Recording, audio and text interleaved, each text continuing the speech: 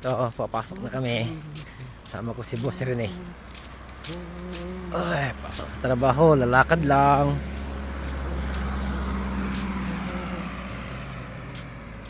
Lakad lang kami papuntang trabaho. Ang schedule namin ngayon is 10 to 6. Alas 10 ng gabi hanggang alas 6 ng umaga. Ito, tignan nyo, maliwanag pa rin. Ay, buhay pulan. Nalakarin lang namin yung ano namin, company, 10 minutes lakad.